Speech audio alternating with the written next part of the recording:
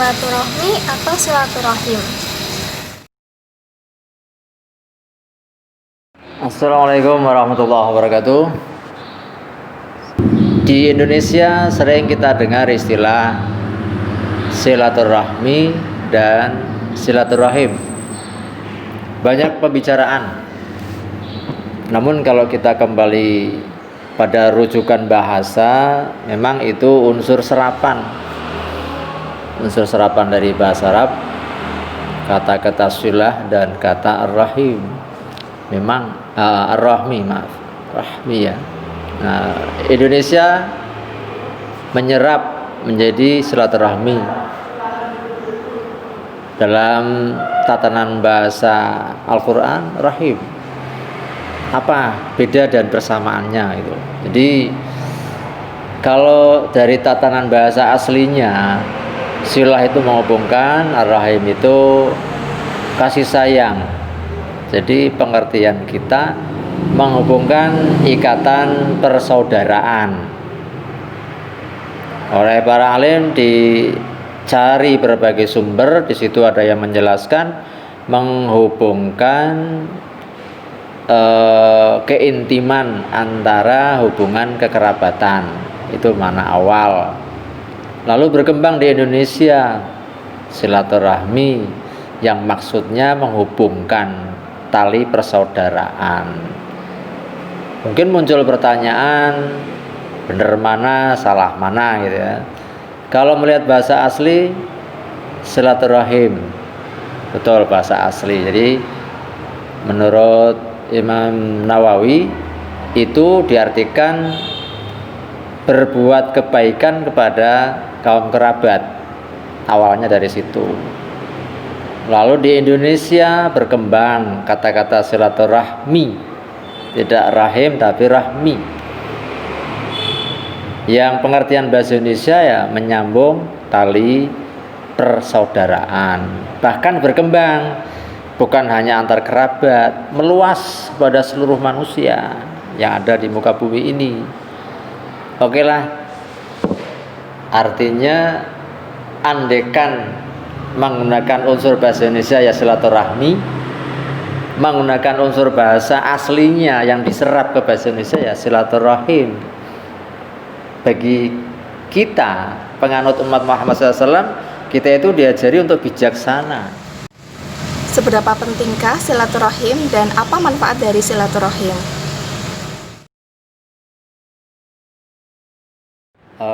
Berbicara tentang silaturahim, atau Indonesia mengatakan silaturahmi, berarti menyambung hubungan persaudaraan.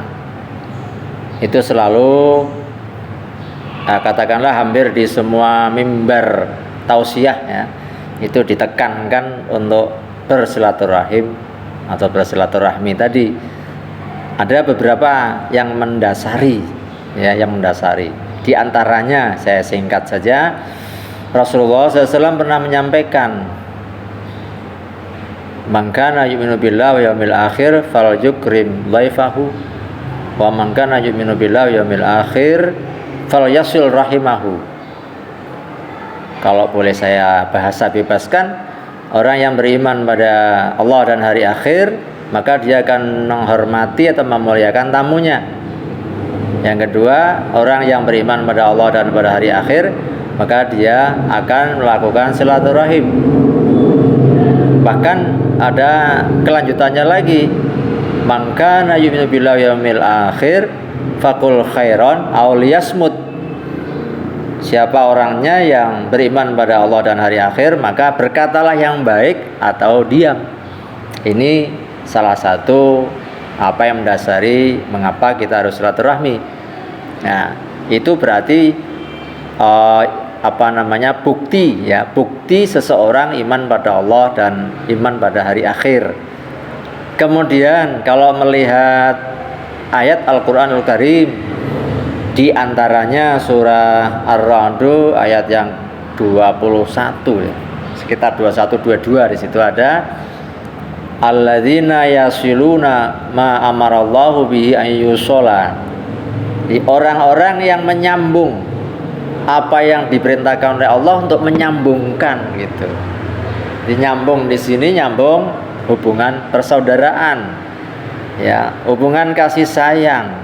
Kalau dalam kehidupan sosial kan untuk membentuk kehidupan yang serasi, yang aman, yang damai, yang ya katakanlah yang indah, yang enak dirasakan, ada kenyamanan di dalamnya yang mendasarinya. Banyak saya rasa kalau kita mau melihat beberapa riwayat yang ada dalam hadis Rasulullah Muhammad SAW tentang hal-hal yang menjadi dasar silaturahmi. Dan silaturahmi itu memang akan membentuk satu kehidupan yang penuh dengan tenggang rasa antara satu dengan yang lain. Seseorang dengan orang lain yang belum kenal, kalau ada sesuatu, misalkan muncul masalah, misalkan ini, itu berbeda sekali dengan apabila orang itu sudah kenal terlebih dulu gitu. Nah, kenal terlebih dulu itu di situ sudah terjadi silaturahim. Perasaannya beda. Katakanlah emosional, kemarahan, marah terhadap orang yang belum kenal dengan yang sudah kenal berbeda marahnya, berbeda. Itu salah satu dari unsur sosial. Jadi ada pengendalian. Kemudian kembali kepada manfaat tadi, banyak yang menyampaikan bahwa orang yang bersilaturahim itu akan dibentangkan rezekinya dan bertambah umurnya gitu ya. Ini ada sebuah riwayat memang. Kalau menurut Ibnu Hajar Al-Asqalani dalam Fathul Barinya menyebutkan yang dimaksudkan dengan membentangkan rizki, ya, Allah membentangkan rizki bagi yang bersilaturahmi itu kaitannya biasanya kan bertambah rezeki gitu. Nah, artinya di situ Allah menambah keberkahan. Jadi orang bersilaturahmi itu mendapat keberkahan dan keberkahan. Mengapa? Karena silaturahmi itu termasuk sedekah, termasuk sedekah itu. Dan yang namanya sedekah di situ ada nilai menambah gitu, menambah keberkahan, menambah rezeki. Nah, maka dikatakan orang yang bersilaturahmi akan bertambah rezekinya. Yang kedua, orang silaturahmi dipanjangkan umurnya gitu ya. Hadisnya kan begitu, dipanjangkan umurnya. Ini kalau melihat riwayat Ibnu Battal menyebutkan itu ada dua penafsiran, ada dua pengertian. Yang pertama bahwa silaturahmi itu adalah berbuat baik. Orang silaturahmi itu orang melakukan kebaikan. Nah, kebaikan seseorang siapapun orangnya itu akan dikenang terus oleh orang lain walaupun dia sudah tutup usia. Jadi kebaikannya dikenang terus, berarti itu panjang. Atau yang kedua yang disampaikan oleh Ibnu Battal itu ketika janin ada di kandungan ibu itu ada ketentuan umur seseorang. Kalau dia silaturahmi maka akan ditambah umurnya. Ini pendapat versi Ibnu Battal tentang bertambah usianya. Dari manfaat silaturahmi setelah tadi dibentangkan rezekinya, dipanjangkan umurnya, kemudian yang jelas sebagai makhluk sosial itu pasti dengan silaturahmi adalah menjaga kerukunan tali persaudaraan, ya. Kerukunan tali persaudaraan antara satu dengan yang lain. Kemudian di dalam kenyataan kehidupan sosial bahwa orang-orang yang dalam kehidupannya terkait dengan aturan agama, biasanya wujud kehidupan bersamanya juga lebih indah dirasakan. Berarti apa? Silaturahmi itu menambah dekat hamba dengan Allah. Kalau hamba merasa dekat dengan Allah, otomatis dia akan menunjukkan keharmonisan hubungan antar sesama manusia. Sebab yang dia pegang itu dimanapun berada, Allah memperhatikannya. Kemudian dari silaturahmi itu juga ada satu materi yang kaitannya dengan siksa api neraka, bahwa dengan silaturahmi itu bisa menghindarkan dari siksa api neraka. Kemudian tentang pahala ada penjelasan, dengan silaturahmi pahalanya itu seimbang dengan pahala seseorang memerdekakan budak. Itu luar biasa. Nah, kalau kita kan sudah tidak ada budak, ya, mau disetarakan dengan siapalah monggo kerso. Hebat lagi ini tinjauannya mestinya nanti melebar ke kesehatan. Dengan silaturahmi itu bisa mampu meningkatkan sistem imun manusia. Mengapa? Karena begini, sistem tubuh imun manusia itu sangat dipengaruhi oleh gerak-gerik manusia dan dari motor pikirannya. Orang berpikir ketemu dengan orang lain otomatis banyak terhibur, yang nanti akan membuat ketenangan hati. Di situ sekaligus bisa mempengaruhi daya tahan imun seseorang.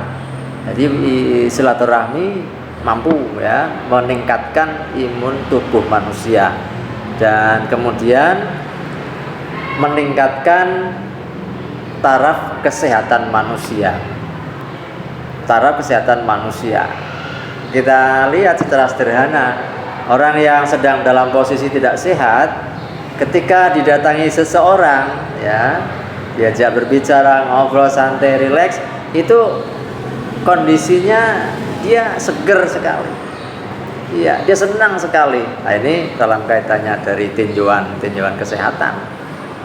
Kalau tinjauan sosial jelas itu menambah wawasan yang ada, dan kalau tinjauan sosial itu memang manusia tidak mungkin bisa hidup sendirian. Ketika ibaratnya saya membenci seseorang, itu pasti akan ada masalah dalam silaturahim kita itu rusak. Misal saya meninggal, tapi saya sudah terlanjur merusak silaturahim dengan orang yang saya benci karena saya membenci, itu kira-kira resikonya untuk saya itu bagaimana?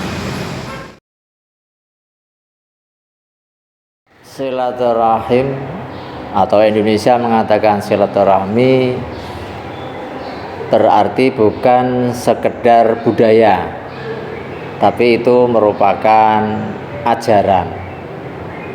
Karena kalau tadi saya sampaikan apa yang termaktub dalam Al-Quran surah Ar-Ra'd itu termasuk salah satu ciri orang yang bisa mengambil pelajaran dari Al-Quran, yaitu orang-orang yang menyambung apa yang diperintahkan Allah untuk menyambung. Nah, kita bahasa singkatkan bersilaturahim tadi. Nah, kemudian melihat salah satu riwayat Rasulullah pernah menyampaikan tidak masuk surga orang yang memutuskan silaturahim. Riwayat lain ada lagi, dalam suatu majelis bila masih ada dua orang yang masih belum mau menyambung tali persaudaraan, rahmat dari Allah itu turunnya sulit ya. Bahkan di Riyadhus Shalihin, salah satu kelompok dari 10 orang yang tidak masuk surga itu orang ketika memutuskan tali silaturahmi, dia tidak mau memaafkan saudaranya walaupun saudaranya sudah minta maaf. Ancamannya itu la yadkhulunal jannah, mereka tidak masuk surga. Saya katakan yadkhuluna itu kan jamak. Mengapa di situ? Karena ada 10 golongan. Nah, salah satunya itu seseorang tidak mau memaafkan saudaranya, tidak mau menerima alasannya walaupun saudaranya sudah minta maaf. Ini salah satu posisi ya, kedudukan silaturahim itu bukan sekedar budaya, tapi itu syariatnya harus diterapkan di dalam pola kehidupan. Nah, sedangkan kesalahan-kesalahan sebesar apapun, kalau kembalinya kepada ketentuan apa yang pernah disampaikan Rasulullah, ada pernah disebutkan bahwa sampai pun dosa seseorang sundul langit, bahasa kita, dia taubat, Allah terima taubatnya dengan catatan tadi taubatan nasuha, diterima, Allah terima taubatnya. Hanya saja ketika seseorang itu sudah tidak ada hubungan lagi, ya tentunya sekali lagi terus menerus melakukan pertaubatan kepada Allah, dan Allah itu Rahman Rahim. Makanya disitulah pentingnya menjaga keharmonisan antar manusia. Betapapun kesalahan yang pernah dibuat, bahwa tidak ada salahnya memaafkan kesalahan seseorang, dan betapa orang yang mulia adalah orang yang mau memaafkan kesalahan saudaranya. Jadi tidak menjadikan bahan pemikiran dan bahkan bisa menimbulkan penyakit gara-gara tidak mau memaafkan kesalahan saudaranya.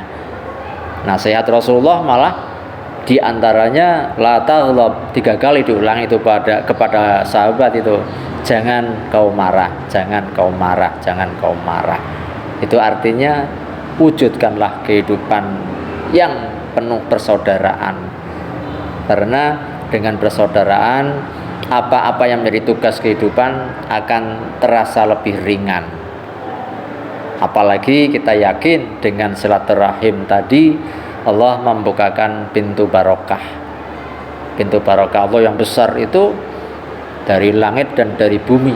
Kalau sudah Allah buka, manusia walahan itu. Nah, hingga sekali lagi kita harus menjaga ya hubungan silaturahim, hubungan yang intim, yang mesra dengan sesama manusia dalam kaitannya tatanan pola hubungan antar manusia. Tidak disalahartikan nantinya.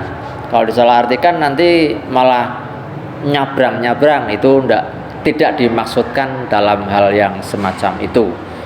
Mari saudaraku semuanya, kita tata kehidupan ini dengan dasar-dasar persaudaraan, bahwa semua adalah saudara kita, apalagi sama-sama orang beriman pada Allah, orang beriman pada hari akhir, sama-sama orang beriman pada Al-Quran, orang mengakui Nabi Muhammad SAW adalah sebagai nabinya. Tidak layaklah, tidak pantaslah untuk tidak bersilaturahim. Demikian, semoga semakin lama kita semakin rajin melakukan silaturahim, lebih-lebih silaturahim kepada yang pernah putus tadi. Itu utama sekali, yang pernah putus itu.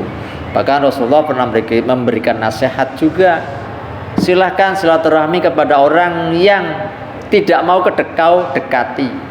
Silaturahmi kepada orang yang memutuskan hubunganmu. Ini luar biasa. Islam itu mencoba terus melakukan satu hubungan kemanusiaan yang mewujudkan kehidupan yang serasi, sehingga bisa melaksanakan amanat Allah di muka bumi ini yang berpredikat khalifatullah fil ardi, mewujudkan kehidupan yang rahmatan lil alamin. Terima kasih saudaraku, semoga bermanfaat untuk kita semuanya dan keturunan kita. Ya, assalamualaikum warahmatullahi wabarakatuh.